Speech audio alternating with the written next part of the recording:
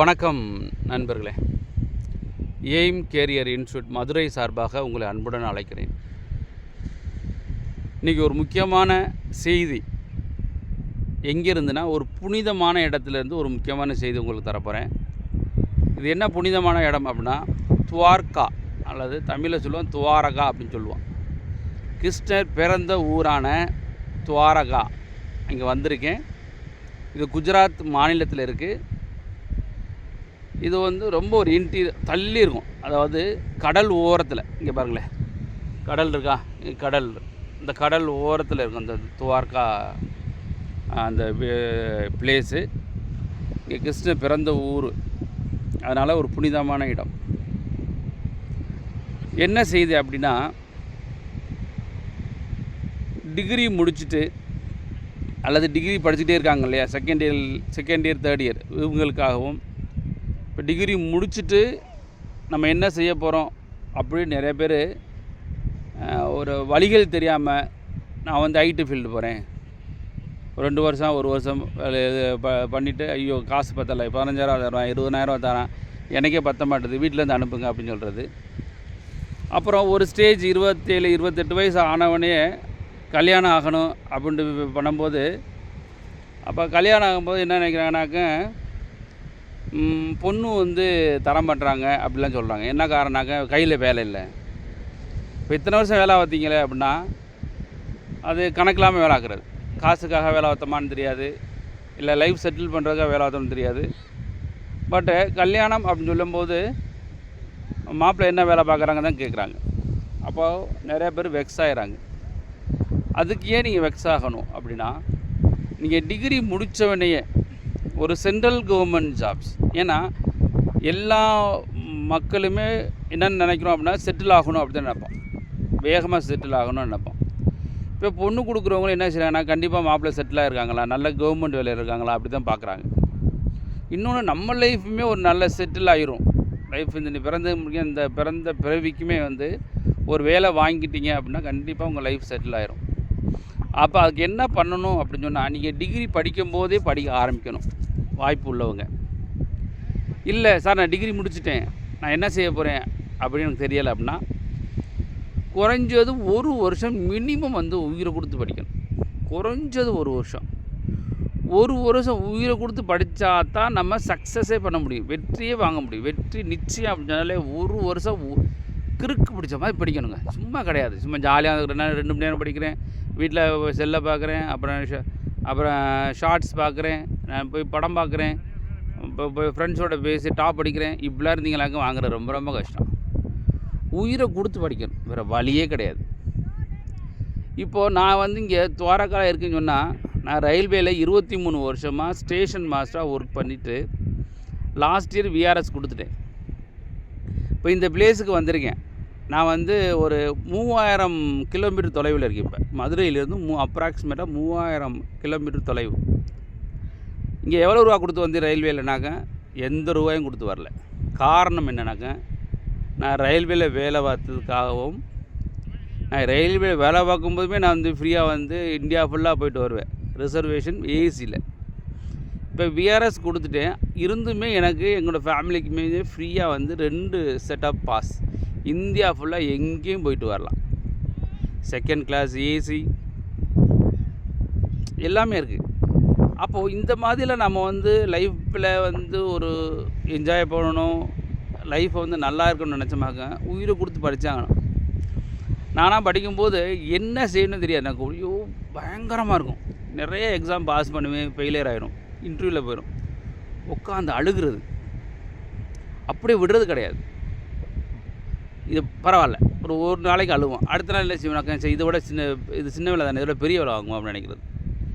இந்த மாதிரி உழைத்ததுனால தான் ஒரு 23 வருஷம் ரயில்வேல ஸ்டேஷன் மாஸ்டராக ஒர்க் பண்ணிவிட்டு தைரியமாக விஆர்எஸ் கொடுத்துட்டு இப்போது நான் நிறையா பேர்த்துக்கு கைட் பண்ணிக்கிருக்கோம்.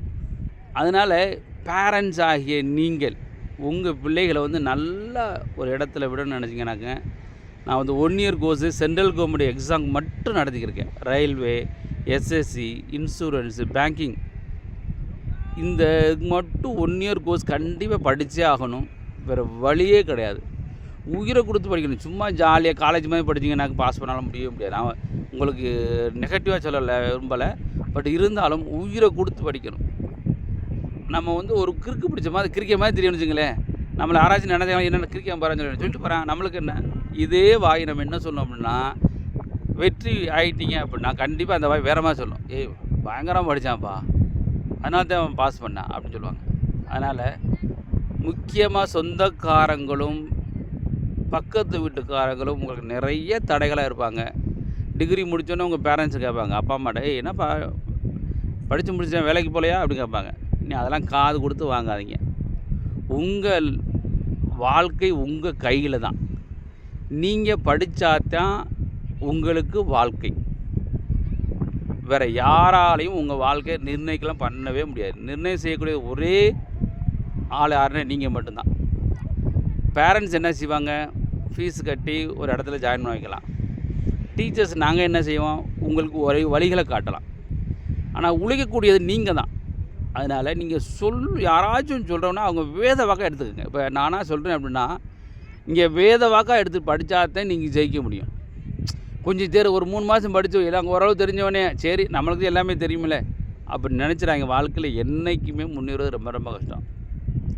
நீங்கள் வேலை வாங்க தொட்டிக்கும் நம்மளுக்கு தெரியலை, இன்னமும் படிக்கணும் இன்னமும் படிக்கணும் இன்னமும் படிக்கணும்னு நினச்சிட்டே இருக்கணும். அப்படி இருந்தால் தான் உங்களால் ஜெயிக்கவே முடியும். அதனால் என்னையை பொறுத்தளவில் நீங்கள் எங்கள் இன்ஸ்டியூட்டில் ஜாயின் பண்ணிட்டீங்க அப்படின்னா, நான் சொல்கிறத நீங்கள் வேத வாக்காக எடுத்து படித்தா மட்டுமே தான் உங்களால் ஜெயிக்க முடியும். ஒரு வருஷம் மினிமம், ஒரு வருஷம் maximum according to your hard ஒர்க்கை பொறுத்து தான். ஒரு வருஷத்துலேயே கண்டிப்பாக வாங்க முடியும். உயிரை கொடுத்து படிக்கணும். ஒரு நாளைக்கு 18 மணி நேரம் படிக்கணும். அப்படி ஆல்ரெடி நான் ஒரு 10 வருஷத்துக்கு முன்னாடியே தினமலரில் ஒரு பேட்டி கொடுத்துருக்கேன். அந்த பேட்டியிலே நான் என்ன சொல்லியிருப்பேன், ஹெட்டிங் எப்படி போட்டிருந்தானாக்கா, அரசு வேலை வாங்க 18 மணி நேரம் படிக்க வேண்டும். அப்படித்தான் பேட்டி கொடுத்து அதுலேயும் ஹெட்டிங்கே போடுதாங்க தினமலர்.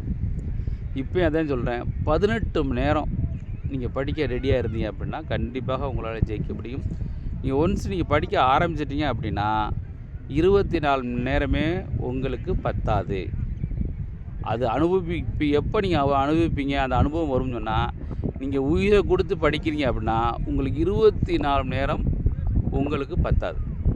நான்லாம் படிக்கும்போது என்ன நினச்சேன் அப்படின்னா, எதுக்கு தூங்குகிறோம், தூங்காமல் இருந்தாலுமே இன்னும் நிறையா படிக்கலாம்ல, இந்த தூங்குற வேஸ்ட் ஆகுமே, அந்த தூங்குகிற டைம் வேஸ்ட் ஆகுது அப்படின்னு நினைப்பேன் நான். அந்த மாதிரிலாம் உங்களுக்கு நினைப்பு வரணும். யார்கிட்டையும் போய் டாப் அடிச்சிங்கன்னா ஐயோ போச்சு வேஸ்ட்டாக போச்சு 1/2 மணி நேரம் நினைக்கணும். யார்ட்டாச்சும் 10 நிமிஷம் பேசிட்டிங்கன்னா வேஸ்ட்டாக போச்சு 10 நிமிஷம் நினைக்கணும். எங்கேயாச்சும் படத்துக்கு 3 மணி நேரம் போனீங்களா 3 மணி நேரம் வேஸ்ட் நினைக்கணும். அந்த மாதிரி வேஸ்ட் நினச்சி அதை திருத்திக்கிட்டாதான் உங்களால் ஜெயிக்க முடியும். அதனால் நண்பர்களே, நம்ம இன்ஸ்டியூட் மாதிரி அண்ணா நகரில் எய்ம் கேரியர் இன்ஸ்டியூட் மாதிரியில் ரன் பண்ணிக்கிருக்கேன். நீங்கள் ஜாயின் பண்ணக்கூடிய நண்பர்களாக இருந்தால் ஜாயின் பண்ணுங்கள். நாங்கள் ஹாஸ்டல் வச்சுருக்கோம். லேடிஸ்க்கு சேம் கேம்பஸில் ஹாஸ்டல் இருக்குது, ஜென்ஸுக்கு ஒரு பக்கத்தில் 2 தெரு தாண்டி ஹாஸ்டல் இருக்குது. உயிரை கொடுத்து படிக்கிற மாதிரி இருந்தீங்கன்னா கண்டிப்பாக வாங்க. பேருக்கு வந்து படிக்கிறேன், எங்கள் அப்பா அம்மா சொன்னாங்க வந்து படிக்கிறேன் அப்படின்னு நினச்சிங்கனாக்க பண்ணவே முடியாது. வெற்றி பெறுவது ரொம்ப கடினம். நீங்கள் 100க்கு 100 நினச்சி படிக்கிறேன் அப்படி வந்தால் தான் உங்களால் ஜெயிக்கவே முடியும். நண்பர்களே, இந்த வீடியோவை நிறைய பேருக்கு ஷேர் பண்ணுங்கள். மறந்துடாமல் நம்ம சேனல் எய்ம் கேரியர் இன்ஸ்டியூட்டை சப்ஸ்கிரைப் பண்ணுங்கள், ஜாயின் பண்ணுங்கள். நான் ஜூன்லேருந்து ஃபுல் டே கிளாஸாக ஸ்டார்ட் பண்ண போகிறோம்.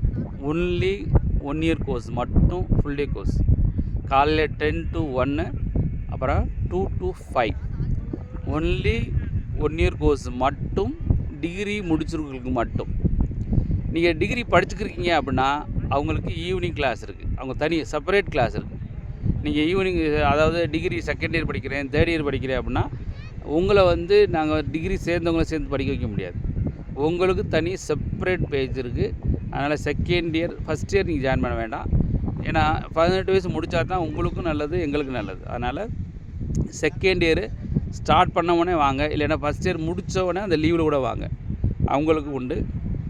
டிகிரி முடிச்சுட்டு வேறு வேலைக்கெல்லாம் போயிட்டேன், ஐயோ நான் படிச்சுக்கிட்டே இருக்கேன் சார், கஷ்டப்படுறேன், எனக்கு என்னென்ன தெரியலை, நான் 2 வருஷம் படிக்கிறேன், 3 வருஷம் படிக்கிறேன், 5 வருஷம் படிக்கிறேன், என்னால் வேலை வாங்க முடியல நினச்சாலும் நீங்களும் வாங்க. கண்டிப்பாக உங்களுக்கு ஒரு டேர்னிங் பாயிண்ட் இருக்கும்.